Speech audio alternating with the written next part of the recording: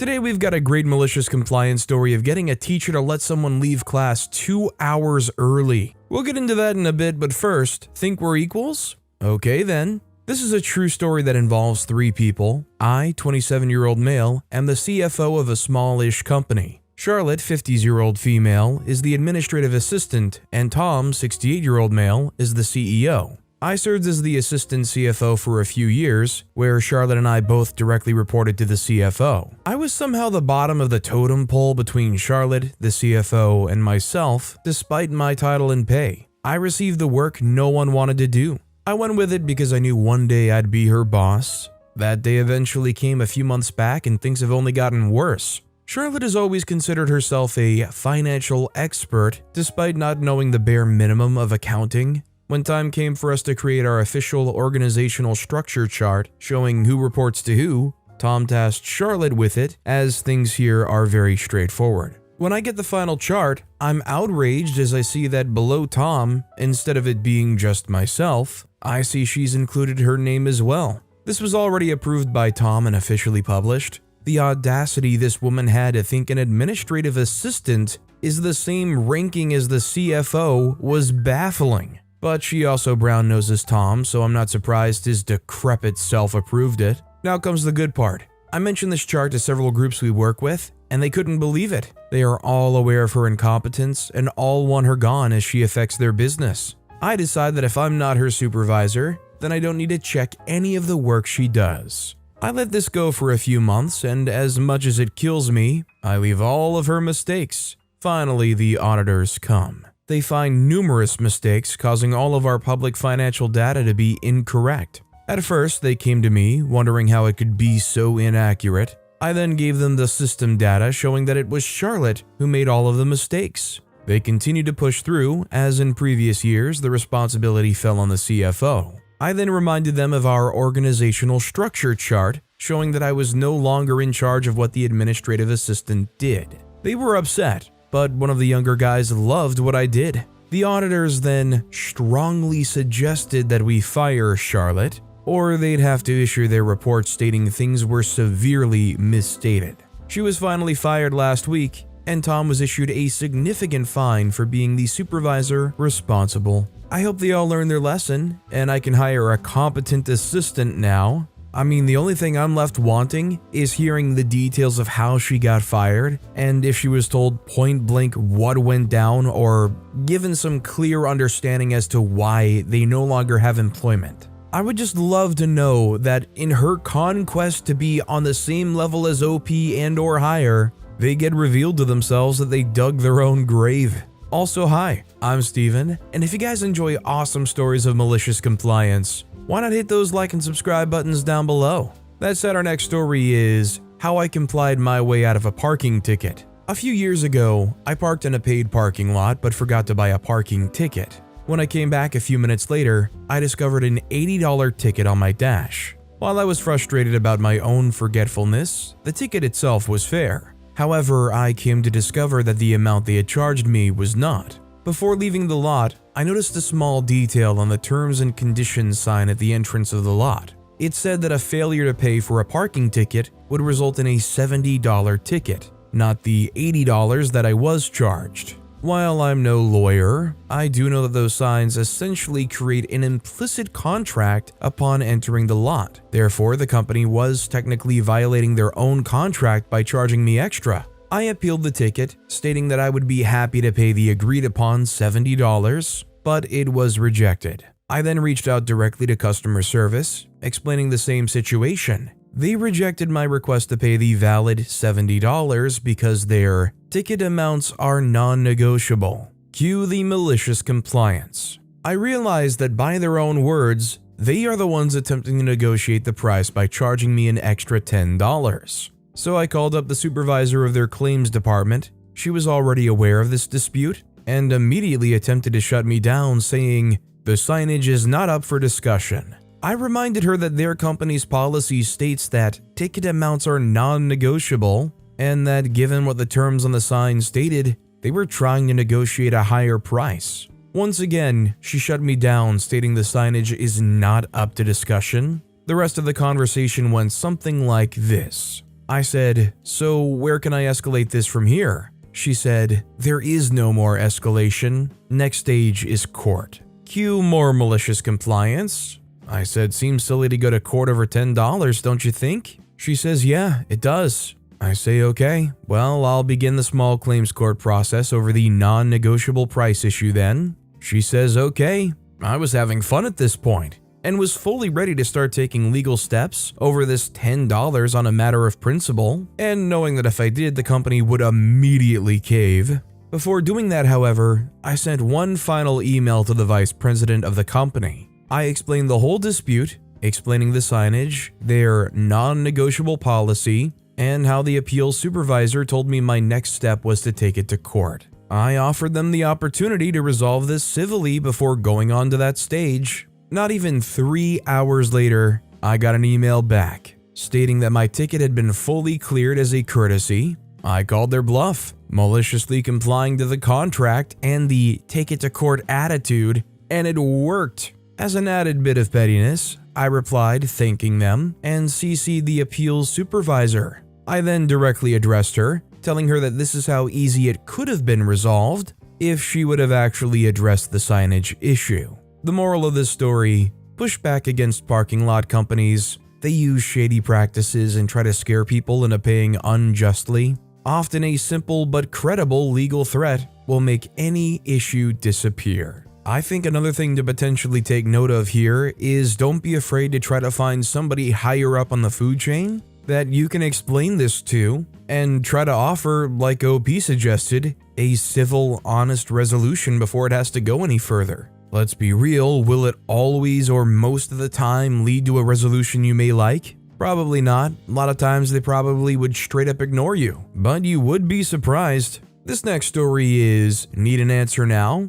Okay. I work as a supervisor for a small family-run online designer bathroom retailer. Want more choice than the big box stores? You come to a company like us. We are also much cheaper than buying directly from a brand. Any return that is outside the standard 30 days would be at the discretion of the manufacturer/brand. That doesn't mean no, but we need to check with the brand that a customer purchased and see if they would accept it back. And if so, would there be a restocking charge? I've had similar conversations like this many times over the years, but the one that sticks to my mind as the others, I try to be more helpful. A customer purchased a Stone Effect shower tray from us. The size he ordered would have weighed about 50 kilograms and had to be sent with a fragile goods courier. About 2 months later, he called and advised my colleague that he had measured wrong and needed a different size. Annoying, but if you are reordering from the same brand, then it will likely just be the cost of carriage for delivery, and collection and restocking is waived, even though it's outside of 30 days. However, we need to check with the brand to confirm this, as it isn't always the case. This is where the problem for him started. His plumbers are on site, and he needs an answer now. My colleague explained that it would only take an hour or two to get written confirmation from them, and that it would be 2 to 3 days delivery of the size he did need regardless. This was apparently not acceptable, and he got shouty and sweary and therefore ended up being transferred to me. Shouting at our staff because of a problem entirely of your own creating will make me immediately not want to go out of my way to help more than I have to. I explained to the customer the same thing as my colleague, and that because this is outside the returns period, the discretion is with the brand. But providing they order an alternate size, and that the one he has is in the original packaging and condition, that it should just be cost of carriage. That's when he reveals that his plumber actually threw away all the packaging for the tray, and that it was a ridiculous policy, the whole time still being very shouty and sweary. I explained that I can speak to the brand and see if they're able to repackage it, but that I know if they're able to do this, that they would impose a 25% restocking fee on top of the carriage charges. This was not acceptable. He needs a definite answer now. Enter malicious compliance. Okay, no. He was far too rude to continue any further, so he's getting the answer now. And that answer is no. Needless to say, he was not happy with no and then tried to make me check with them like I previously said I would, but I stuck to it and advised him that a return or exchange would not be accepted as it was outside of time, and he hung up out of anger. Never did hear from him again, not even in an angry review. I assume he paid to have a builder extend his walls to make the tray size work, as how specific of a tray he ordered would not have sold easily secondhand either. Moral of the story is be nice to people, or at the very least, don't be rude. And don't ask for an immediate answer if you're not happy with all the possible answers. This is like the equivalent of going up to somebody and saying, "You can go out with me, but I need an answer right now," and then them receiving utter shock when that person, when placed under pressure like that, understandably says no. I don't know if this is this guy's arguing tactic to try to get what he wants, but I don't think it's a very good one. Our next story is, I convinced my teacher to let me leave class 2 hours early by doing basically nothing. For context, I'm attending a trade school right now. The school only enrolls you in one class at a time, and each class lasts 3 weeks. The classes are Monday to Friday, and they're 3 hours long, 9:30 to 12:30. The last 2 days of each rotation are exam days, and on those days, the teachers will usually let you leave as soon as you finish your exams. I'm currently just over halfway done with school, and I have perfect attendance.